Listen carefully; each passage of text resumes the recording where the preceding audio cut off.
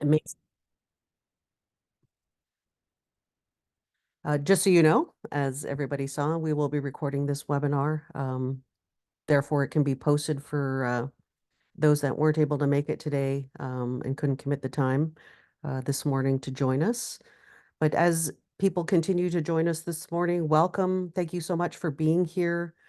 I would like to acknowledge and thank our gentlemen, our panelists, out of taking the time out of their extremely busy schedules to join us this morning. I want to introduce myself. I'm do a land acknowledgement. I'm going to bring up a PowerPoint here quickly, go through a few slides, and then we're going to move into our question and answer with our panelists here today. I'm going to start with can everybody see that? Excellent. Okay, so this is welcome to the Bridge to Gender Equality projects of the Women in Leadership Foundation, which is supported by Women and Gender Equality. We have been working for the last couple years on this project, and through it, we have reached some big milestones of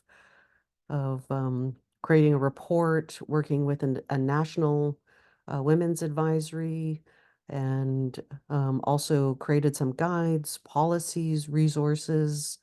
We also have numerous other spaces that we've created, and as well as we currently have an opportunity for corporate citizens to sign our Transforming the Workplace Pledge, which is a commitment to diversity, equity, and inclusion work within your organization.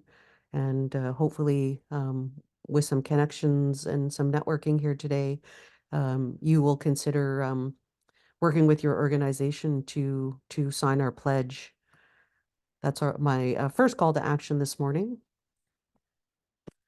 But here we go.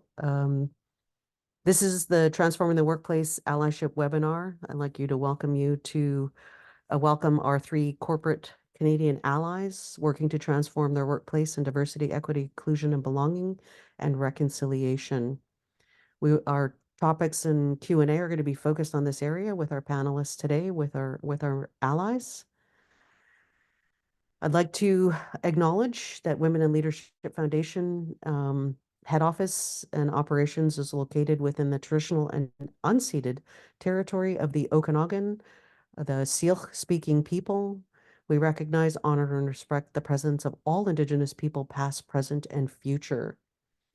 Again, thank you for being here. For those that don't know who I am, my name is Shapela Matsiam, also known as Chief Leanne Joe.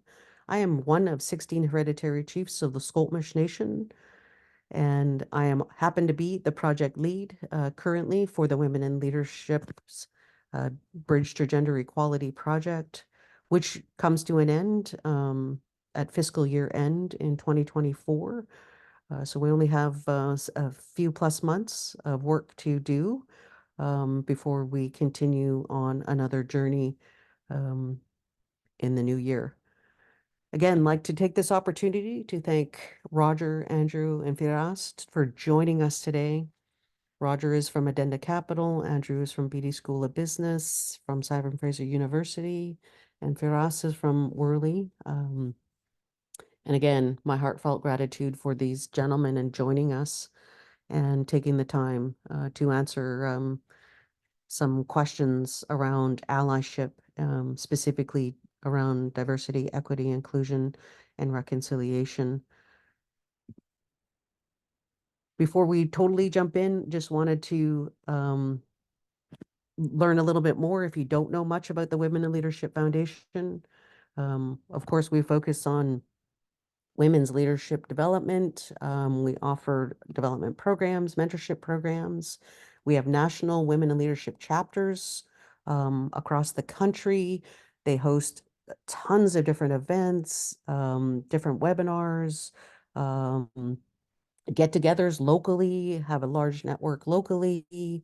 Of course, we do tons of blogs, newsletters, other webinars, national projects, And to find out more, not only about this particular program, other webinars that we've done, to connect with the Will chapter, etc., just go to the Women in Leadership website and follow us on our social media platforms. And yeah, it's a great way to connect with us. If you have any questions, don't hesitate to reach out to Michelle. She's our right-hand person in this project, and she'd be happy to answer any questions or connect you in any way possible within our Women in Leadership Foundation network.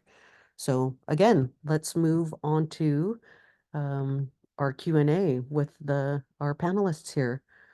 So to begin, I'd like to start our Q&A with our first question of how does an organization's white hegemonic masculine ideal shape male managers' allyship practices that are intended to support diverse professionals, but unintentionally reinforce these white hegemonic masculinity within your organizations? And I know this is a, really big word, but I think it encapsulates what we're trying to talk about here and begin this conversation with. And I'm going to ask Roger to start us off in hopefully tackling this question. Well, thanks, Chief Leon. Bonjour à tous. Really glad to be part of this conversation. I think it's a really important one.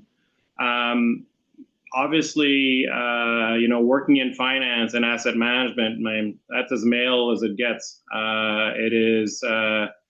It is steroid induced, and it has been historically that. So one of the big things that we work on is trying to get women actually to get into finance, and to consider that as an avenue. Because that's how you get a population base to get into actually, getting candidates to fill roles. Now, that's been happening at a fair bit over time, and that's a good thing. And our firm in particular is involved on a lot in the sustainability issues, and for instance, including environmental, social, and governance analysis into our investment process. So that draws actually a lot of interest from women, actually, and actually a lot of different walks of life, because finance at the end of the day is like, it's like the vascular system of society. Whatever gets built or whatever service gets offered at scale needs to be financed. And so we're kind of in the midst of everything. So you can come from a theological studies, you can come in from a science background, you can come in from an environmental background, and actually find a role for yourself in finance. And I think that's one thing we're trying to do that. But it is still very much male driven, and I've had the pleasure of actually building out women on my leadership team. There were none when I became the leader, and now out of 7, now there are 2. And when I hire, I really want to make sure I get diversity. I want my firm actually to look like Canadian society, because we manufacture ideas. We manufacture investment decisions. So I want diversity of thought. But it's hard, and there's no doubt that I have biases. But growing up as a French Canadian, you kind of know you're different, and you kind of know you get laughed at. You have that sensitivity. My father's career experience, at some point there was no future for him in one certain organization because he was French Canadian. That seems odd maybe today, but it gives you a sense. It was interesting, as that firm ended up getting bought out in time by a French firm, which I thought was very funny. And so that sort of fed my point, is if I don't have a meritocracy in my firm, if I don't have a meritocracy, if the cream doesn't rise to the top, if I don't have the best people getting into the seats that they need to fill, my firm's not going to do well, and I'm not going to do well for my clients. So that keeps me going, and I don't like injustice, but I've got a lot to learn, and we've got a lot to change. Awesome, thank you. I'd like to open up to Andrew or Freas if they wanted to contribute to this question also. I'm happy to follow on, and for us, if that's okay. And so I just want to echo Roger, although we may not be quite as male dominated in academia, what we suffer from is just the rigidity of, decades, centuries of male dominated administration associated with universities. It's definitely hegemony. So my sense is the way you act against this and the way you support the meritocracy that Roger's talking about is often, particularly in your hiring practices, we've implemented, first of all, training for every hiring that we do. We have training that people who, if they want to sit on these committees, must go through. It talks about sets of diversity and awareness. There's gender. There's a whole bunch of issues that people need to be aware of. I still think we're not where we need to be. I also think setting standards requires us to take a very difficult but important step, which is thinking about as minimums of percentages of peoples. So, we've been able to instantiate something like 30% female as a minimum on any of our committees, as an example. We currently have 40% females in our faculty, and we're trying to get to 50%. I think we should be setting even boundaries even further. I think it was Sandra Stewart, who used to be the head of HSBC, talked about HSBC had a board that was 50% female in the finance industry. And it was very odd. And the reason they were able to do that is that they mandated it, they required it. And my sense is the way to get past hegemony is to build it into practice procedures that aren't really optional. Because the powers that be will find ways to find the options. And so my sense is it's unfortunate, but for some time, I think we're going to need to set these percentages a little bit in stone so we can generate the people and the experience so they can take these places further, and we can build towards meritocracy. So my sense is that's it's an ongoing effort. And I think as allies, I would suggest our roles are to make sure that those percentages, those governance procedures, those policies are in place and can't be subverted. And that can be difficult work, but I think it's important work for allies to be able to accomplish. And that includes the Indigenous perspective as well, representing at least 6% of our population, but even more of our economy. So as an example. And Faraz, maybe over to you. Yeah, absolutely. So good morning, everyone. Bonjour tout le monde. I want to start by saying I'm currently located in Calgary on the traditional territories of Treaty 7 of Southern Alberta. And in the spirit of reconciliation, I want to acknowledge the land that I live, work, and play, the traditional lands of the Blackfoot Confederacy, the Tsuut'ina Nation, the Stoney Nakoda Nation, the Métis Region 3 Nation, and all those who make Treaty 7 of Southern Alberta their homes. Andrew and Roger covered it perfectly. What I would like to say is the second part of your question, Chief Leanne, is why do some managers unintentionally reinforce a different behavior? Everybody comes with good intentions, but what I've noticed, I've had the privilege of living around the world. My heritage is Syrian Lebanese, and if I make the analogy of what we have in ancient Phoenicia, is that you can see that as well in Italy, is that mosaics, if you go into a mosaic as a whole, it's beautiful. If you look into the little parts, they might not look as great. So I think I like to use that analogy as the diversity of knowledge and the diversity of people makes the beauty of our country, Canada. For those who haven't, I've observed that for those who haven't really lived outside of North America may not have that vision. So they don't have that diverse vision. So the fact of looking outside and listening to others and seeing how they behave really makes a difference. Some managers that come in with good intentions really get pressurized by old practices. And that's why their intentions, they're either forced into a different way. But I think as a leader, when you go into a hiring role or any kind of leadership role, the first obligation you have is never to look away from something that is wrong. That's the first thing that you gave up when you accepted to become a leader, and hence always push for the right things. I tell my lovely twin daughters, always do the right thing, even if you believe it may get you into trouble. It depends who's talking about that, but always do the right thing. And hence, I think we'll talk a little bit about allyship and others. But for me as an ally, when I signed up for being an ally, the first thing I signed up is to be in those uncomfortable conversations, and to be in those uncomfortable situations, but to be ready and grow with those. So whether it's a hiring manager or anybody in an organization, we need to know as allies, we will have challenges, but that's the whole intent. It's a journey. You may fall a couple of times, but keep on getting up. So in a nutshell, always do the right thing. It's going to be tough. As an ally, you will get yourself into uncomfortable situations, but it's the right thing to do. Simply the right thing to do. It's not like for a reason or not. It is the right thing to do in the bigger picture to create this beautiful mosaic. Thank you, gentlemen. You hit on a lot of spaces already in this conversation, and I appreciate that.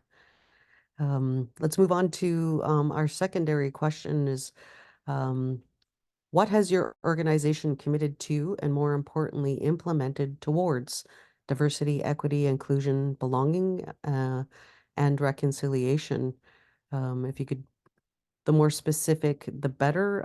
That way people can really gauge what corporate Canadian citizens and leadership is doing across the various sectors. And I'll call on Andrew to begin answering this question. Thanks, Chief Lanjo. And as for us, reminded me, I am coming to from the unceded territories of the Musqueam, Squamish, and Tsleil-Waututh peoples, and I do appreciate the hosting and the welcoming that they provided to us on this land.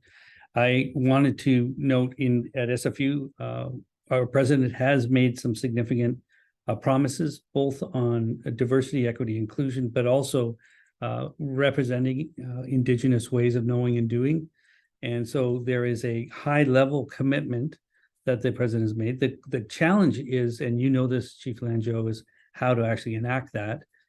You have to spend the budget to do that. I've seen less activity on that because it's a challenge to direct more money and resources to those areas, but there being strategic implications. There's basically two of the three strategic pillars that the president talks about is diversity and Indigenous perspectives.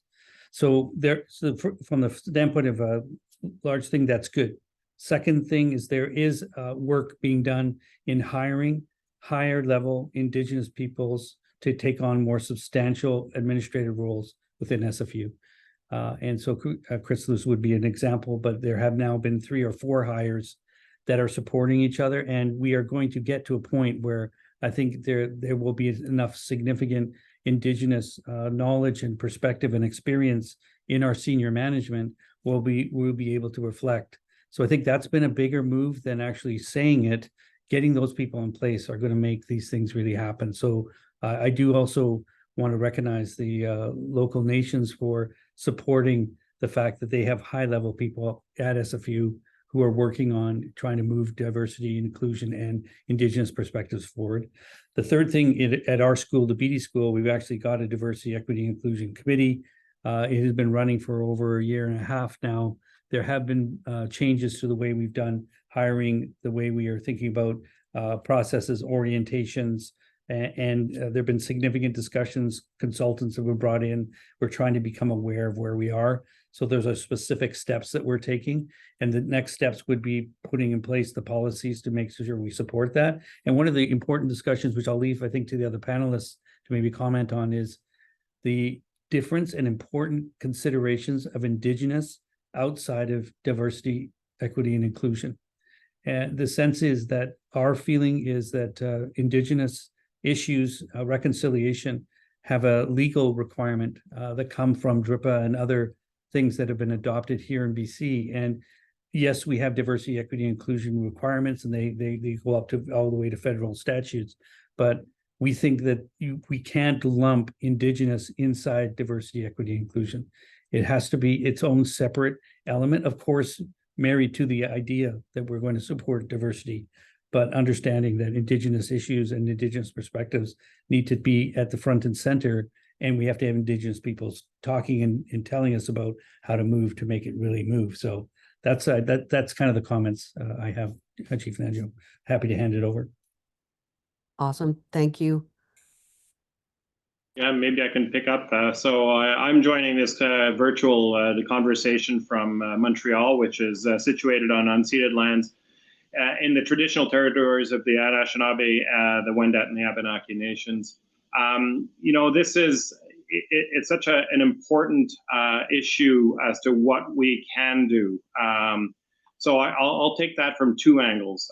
Firstly, I'll start from my firm. My firm is a really small operation where we're naturally growing, and we're around 180 employees. So our first take was actually trying to understand where we were. So that's, you know, diversity is a fact and inclusion is a choice. And you know, we're just working through the facts, and having done a couple of years of taking a snapshot of how people identify and where we're at. From there, we're going to drive towards goals, but I'm happy to say that we're roughly 50-50 men and women. And the board is very well represented. The leadership, as we go on to teams, my leadership team has some women now, and it's starting to look like, you know, like society. And a lot of the investment teams are actually led by women as well. So that's a good thing, but you know, more to do, and obviously more on that front. From the perspective of sharing the Responsible Investment Association, through my chairmanship, the management team has seen fit to do things like what we're calling investor statements. So actually calling our members to sign on to, in fact, we had an investor statement, Canadian investor statement on diversity and inclusion, which actually called out Indigenous reconciliation and as a separate point, which Andrew just mentioned. So, and obviously, you know, the other thing we're doing on the Indigenous lens is actually taking the Indigenous lens to many of our investment conversations at the Responsible Investment Association, so that it's actually not a subject, but it's actually always part of every conversation. Because I think that's how you really get people to see the point in every different aspect of investing. So, you know, we have a lot of levers to pull, and I think there's huge opportunity actually for finance to really affect change on economic reconciliation, for instance, but also for finance itself to start looking like our firms, and we need to commit to that as leaders, so that we can have real diversity within our ranks.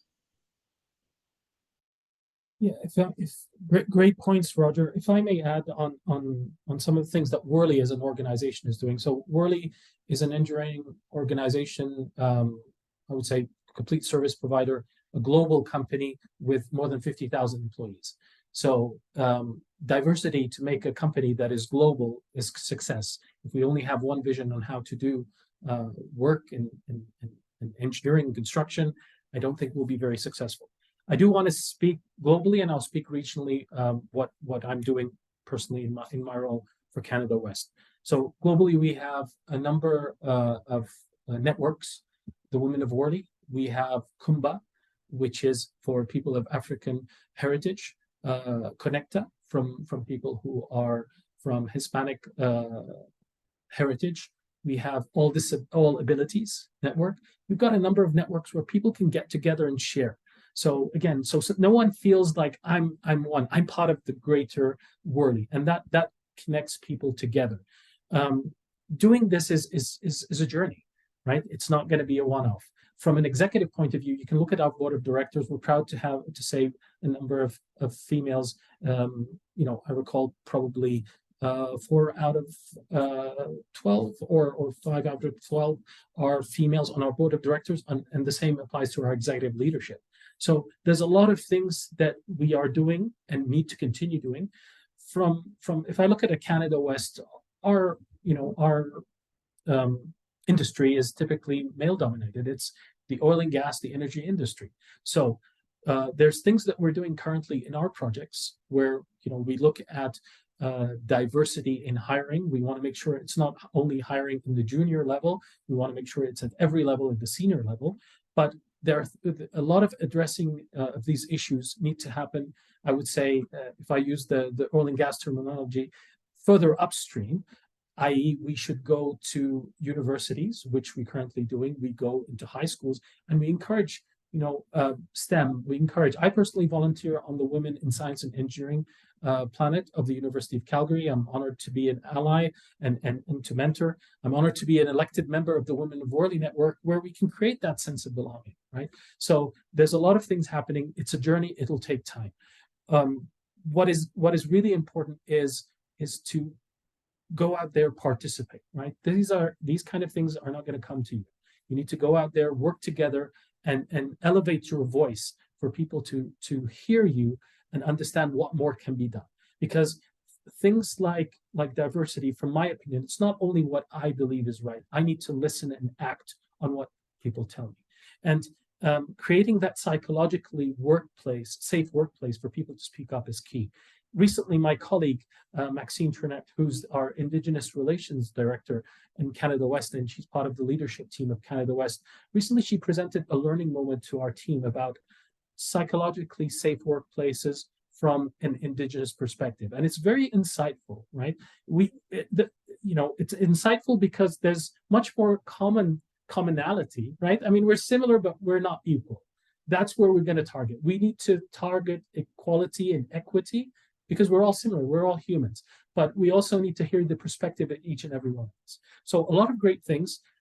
Maxine also came to one of my projects, and she gave us a special training on the culture of the Niska Nation. It's one of the projects we're doing. So part of our projects that we do, it's not only getting our engineering drawings and data sheets out, it's also what have we learned beyond the project scope? Have we learned about the culture? And I'm going to refer to what Maxine tells us is, again, involve yourself in events, not only in your workplace, but outside in your community, because that allows you to learn from the community, bring back to the workplace, make the workplace a better place, and then vice versa, go and work in the community. Gentlemen, thank you for those answers. Brings up some questions for me, but I am going to save them for as we move through the last two questions. Our third question is, how do you use your privilege to elevate the voices of the people in the margins, either professionally or personally in community where you volunteer? Doesn't really matter, but I just want to really hear the elevation of the privilege you have as male in Canadian societies, for those that are generally not really given a lot of space for their voices to be heard. And of course that's anybody that is typically not in the place of that privilege. So Frias, if I could ask you to begin to answer that question, that'd be great. Yeah, absolutely. I could be personally classified as a minority in the industry and the location I work in, but but I do have a privilege. It didn't come easy. It didn't come without missing some birthdays and some school parties, but I'm honored and privileged and grateful to have reached where I am. But now I have a duty.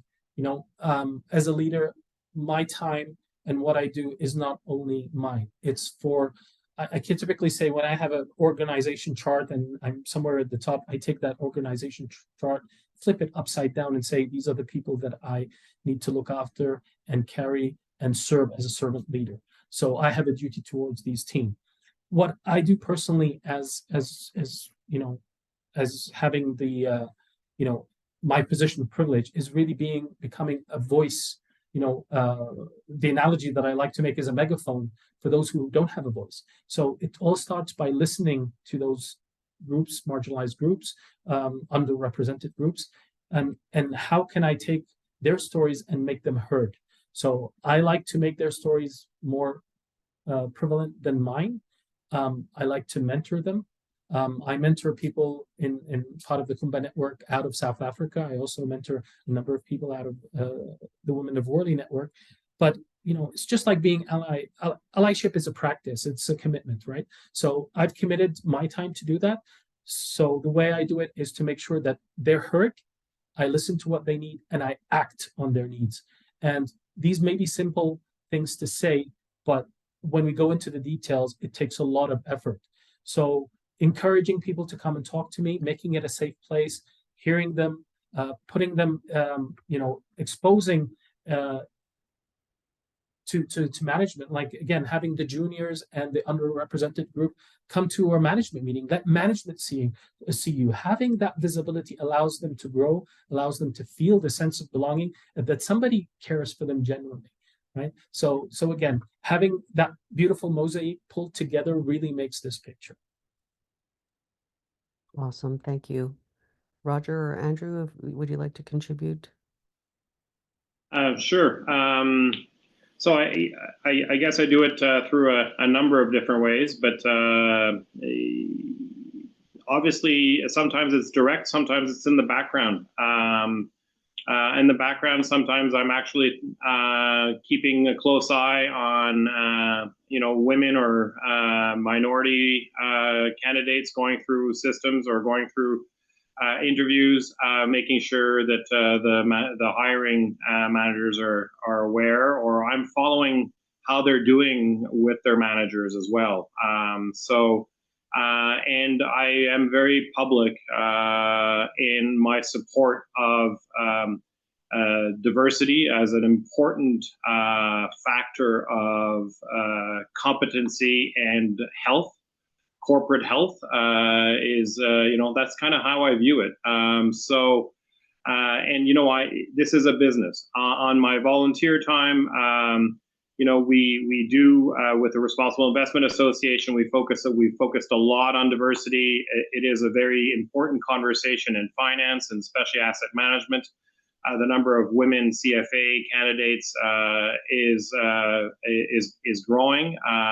And we obviously take a keen eye on that. The CFA is for Chartered Financial Analyst, which is what the regulators now ask. You need to have this a credential, which is a very difficult, it's a 3-year program, in order to have your license as a discretionary portfolio manager, which means that's what we do. We don't ask our clients for permission to trade on their behalf. We have a performance objective to live with. And we do everything on a discretionary basis, which means you need to have a lot of fiduciary understandings. That being said, we've also, just in the hiring also, the reality is that if you want to, if you're going to hire purely on performance and experience alone, you're going to end up with white males all the time. So you have to, the reality is, you have to be willing to give stretch opportunities. You have to encourage sometimes women to actually submit their candidacy for things. Males think they can run faster than a car and they can jump further than a horse, and women tend to underestimate what they can do.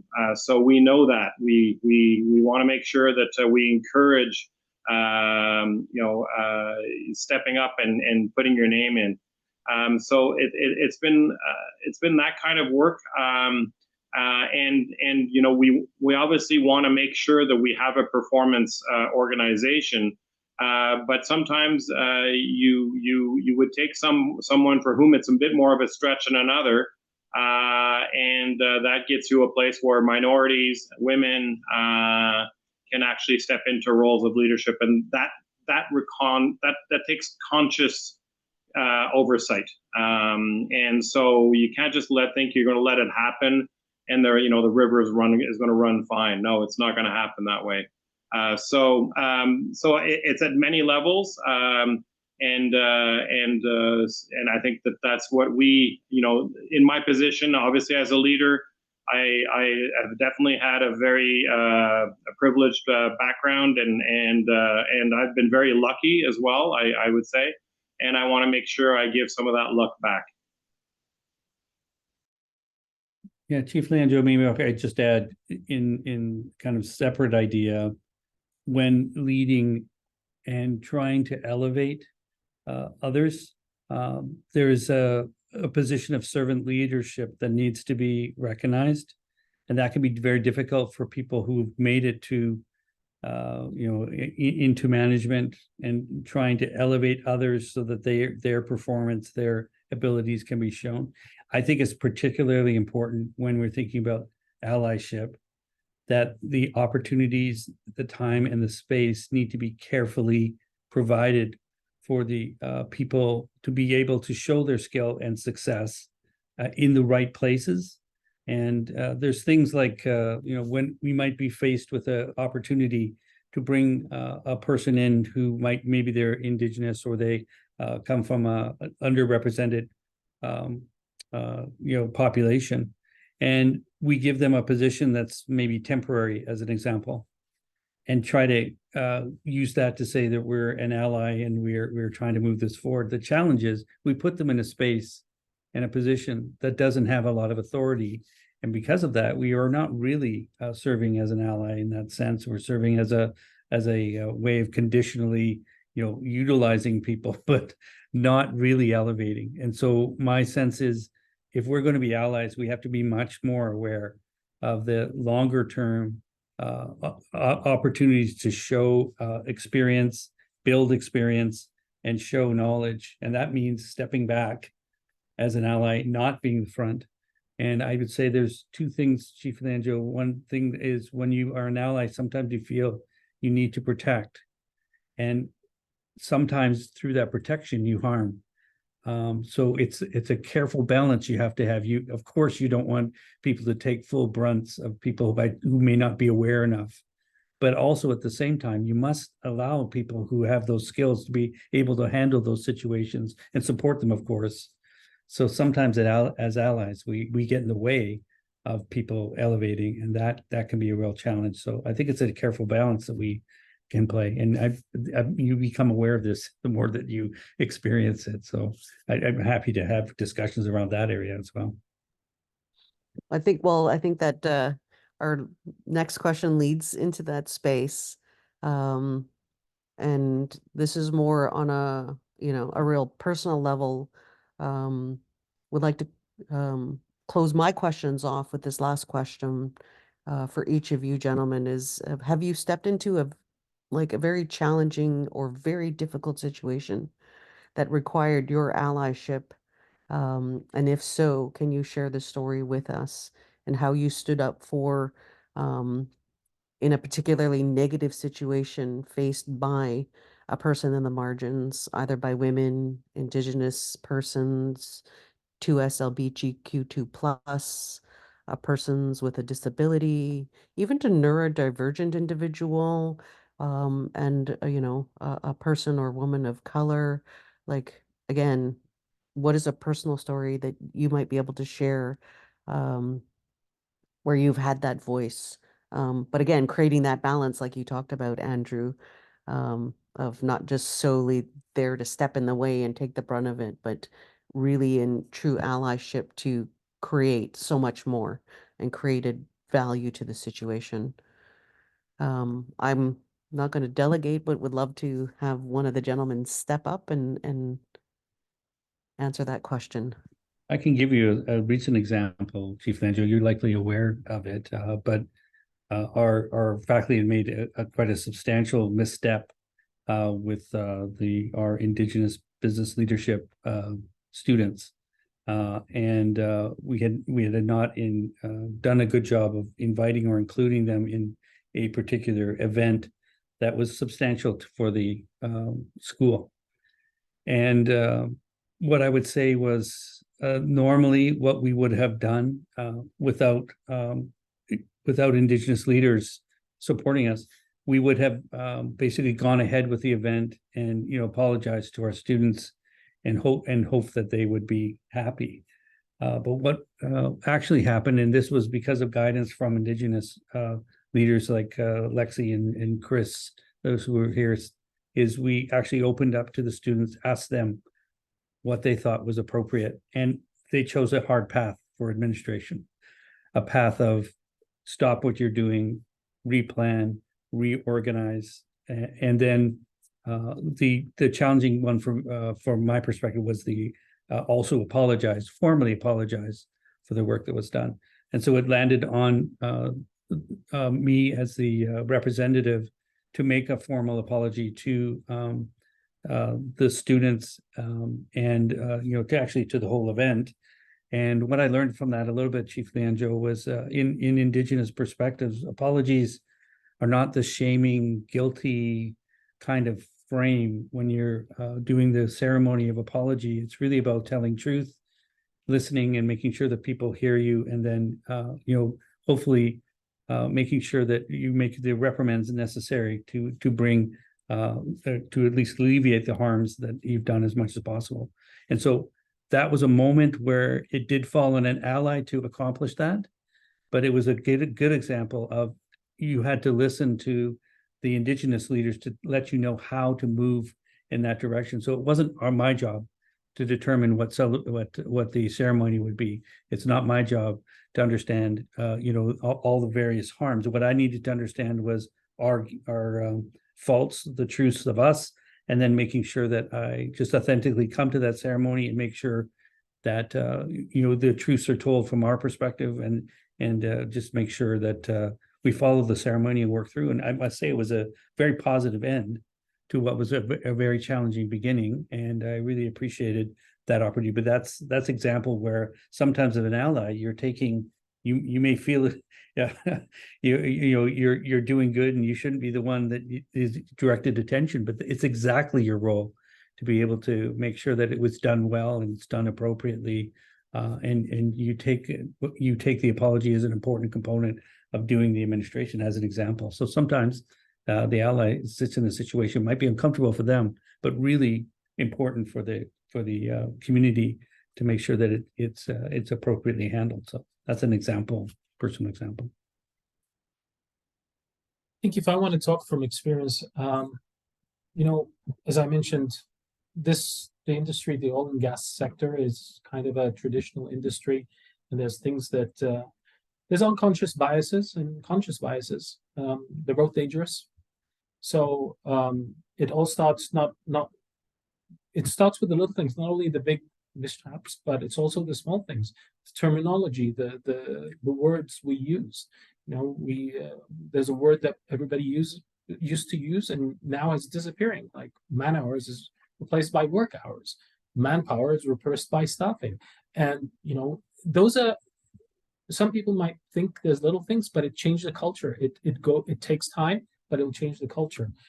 I think for as recent as last week, somebody said something, and I stepped in. He said, "Look, that comment is not very inclusive," and immediately he withdrew. Like, again, it was an uncomfortable situation, but this happened as recent as last week. But I have been on, and when you go to site, when I say construction sites, it becomes a little more difficult. I've been in situations where somebody said a word that I politely said, if you would like me to go with you to our HR team to complain, I'm happy to be your witness. So I spoke up. Now, maybe I was kind of, I disrupted the party, but I think it's the right thing to do. And that's how you do it as an ally. You can't close your eyes on biases, unconscious or conscious. The way we'll deal with, so immediately interjecting when things start going off the rail, and because some people don't speak up. Some people are too afraid of speaking up. So we need to put ourselves in the position of the person that is not speaking up. And that's true allyship, in my humble opinion. I always make the analogy, put yourself, flip sides. Like, if this happened to me, would I accept that? And that's a simple question. But if somebody approached me with a comment like that, I would not accept it. So why should I allow it to go ahead? So I think the key thing is intervention, even on little things. Unconscious bias is something we all have because we grew up with it. It's cultural. It's how we grew up, right? But I would just want to finish by one of the comments that one person came to see me. So when Maxine gave us this presentation about the Niska Nation and Indigenous people in Canada, that person came to see me and said, "I'm born and raised in Calgary. I'm over 55. I wasn't educated this way. This is eye-opening for me, right? Like I thought completely different. So you can imagine somebody in Western Canada who has all of their life seen a different perspective. But the fact that she admitted it is the first step. The fact that she's willing to listen is the first step. And we need to make more of these steps. Because unconscious bias can truly be very dangerous in the decisions we make. Maybe I'll take a slightly different angle because those have all been sort of explored. But the diversity and I'd like to go beyond just men, women, but also just the cultural diversity. If you really have a firm like that, which I think really we do. If I take my investment professionals, for instance, the mother tongue of my investment professionals is the most likely result. We did a survey, back up, did a survey, and what was your mother tongue? French, English, other. And the number one response was other. So, and when we added it all up, 75% of my investment professionals speak English as a second language, right?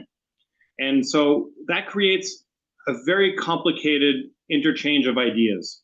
Means daily transaction, daily conversations are hard because one person's coming from a vulnerable position of not speaking, not mastering English, and sometimes both, because that's the neutral language. And so I call that out, and I say, it may be difficult to do transactions, but I also call out that it makes the transaction so much richer. We understand the world so much better, right? And so I think it's important for us to say that, diversity, all of this stuff it's actually hard on the transaction. Like you were just saying for us, like some people, it's foreign to them. They don't want to do harm. I honestly, my colleagues don't want to hurt anyone. They don't want to hurt anyone's feelings. They don't want to do microaggressions.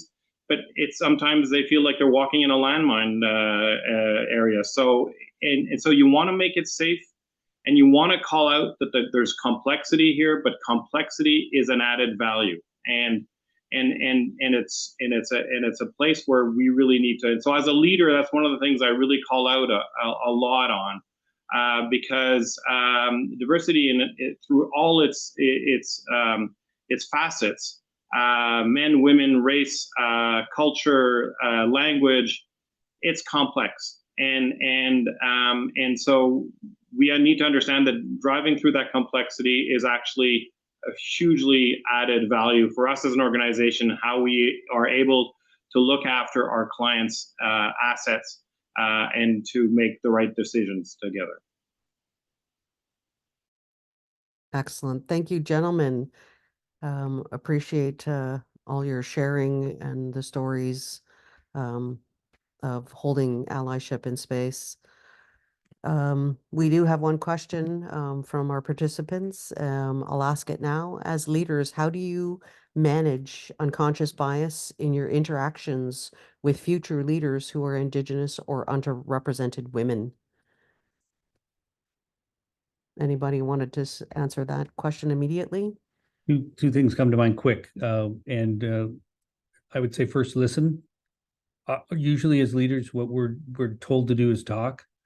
But I feel in that space, we need to listen more. And that's an important component. And then the other one is providing the opportunity, because sometimes those people are not at the table.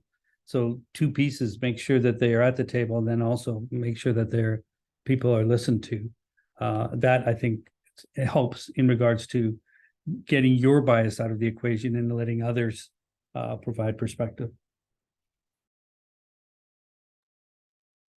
I'm curious, sorry, Roger, can I ask, as a part of the question also would be, I'm mindful, Andrew, of when you say, invite to the table. Sometimes that table is not safe.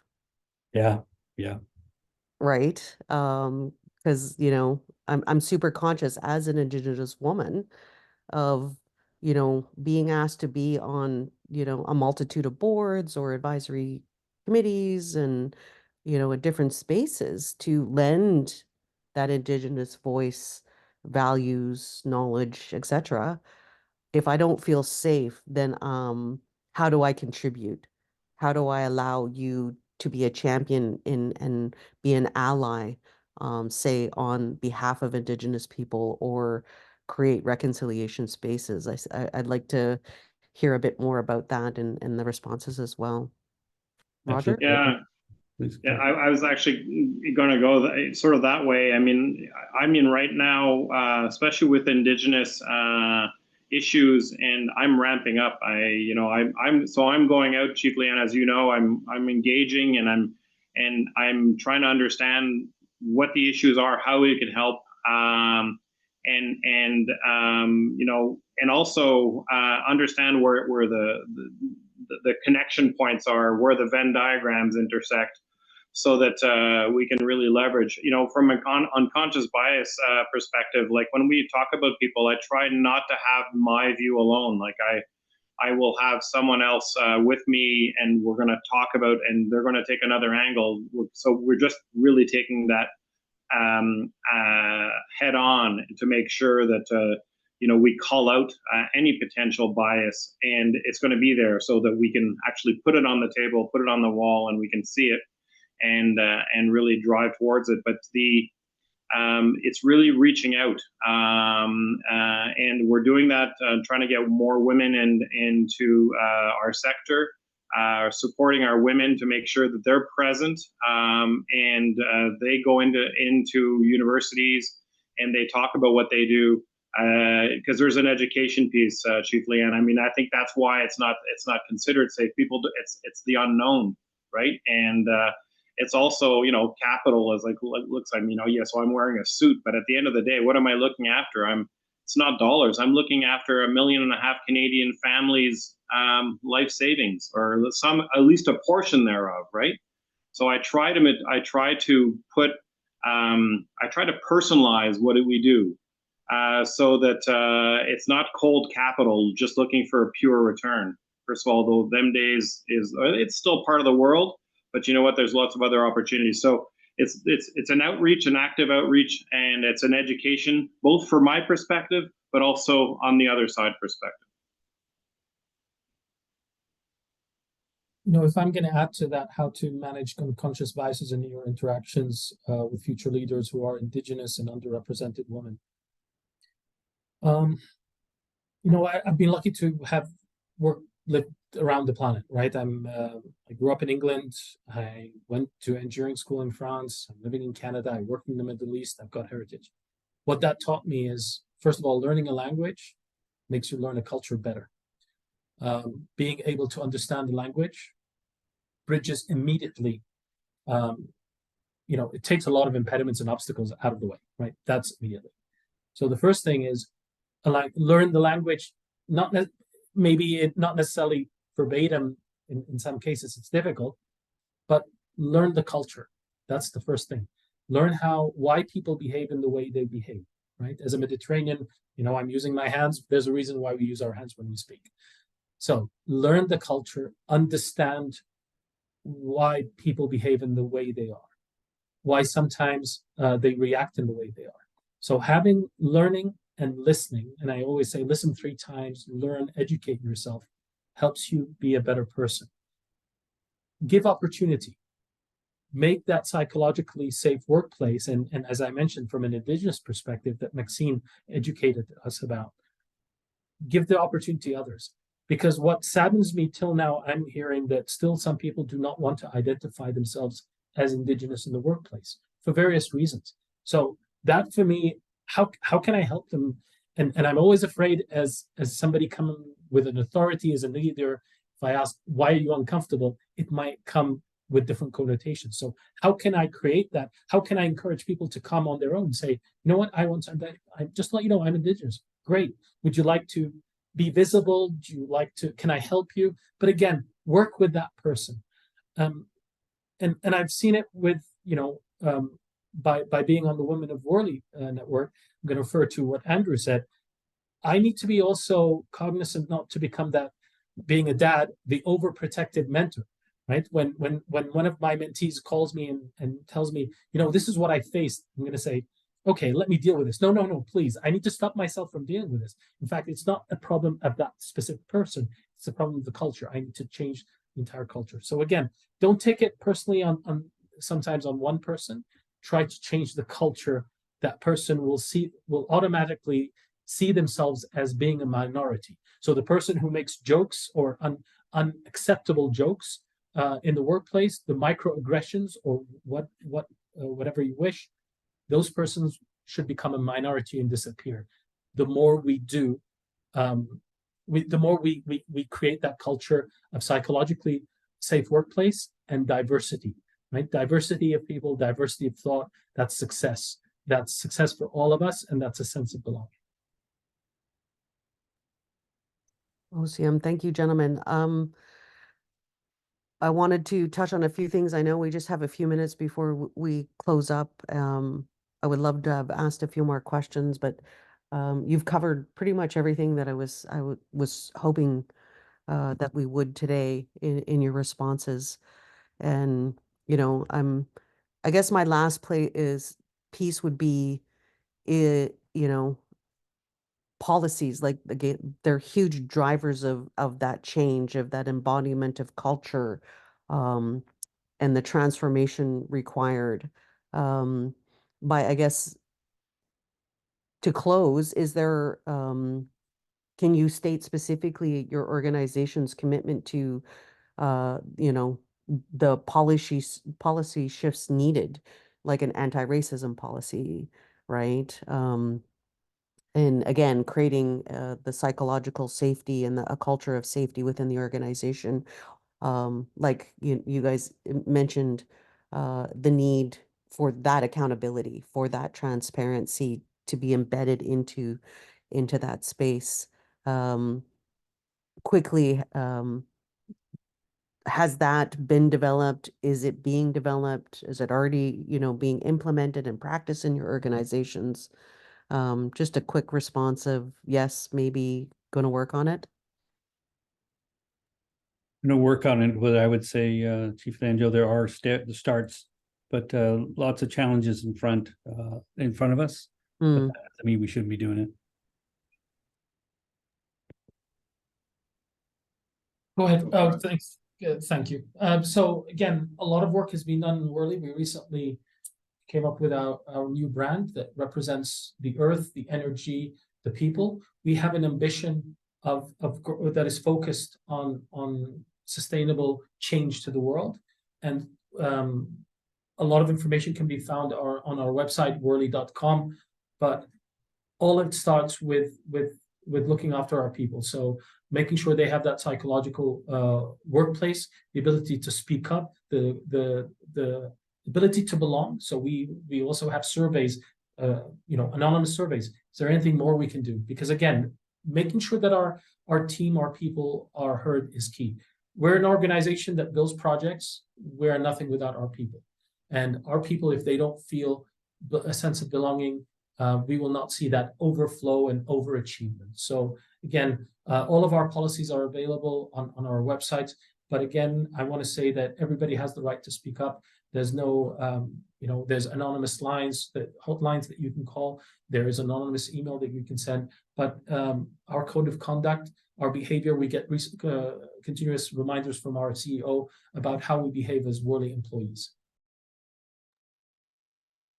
Yeah, so, and as an asset manager, my really most precious assets take the elevator every day. So, so my people are key, and we've got policies, we've got a code of conduct, but mostly as well, we've got tone from the top. And we speak about psychological safety. We speak about making sure that everyone's genius gets shared every day. And the way they share it, not the way I share it, not the way Firas shares it, the way they share it, right? And so that's really what we're after. And it's not, it's every day. So it's important, but we're going to get better. Excellent. Appreciate your time, gentlemen. I know we're just a minute over, but would again, my heartfelt gratitude and appreciation for these gentlemen to be here. And I know that, there might be some spaces of, why the webinar, why males, talking about allyship within corporate Canada.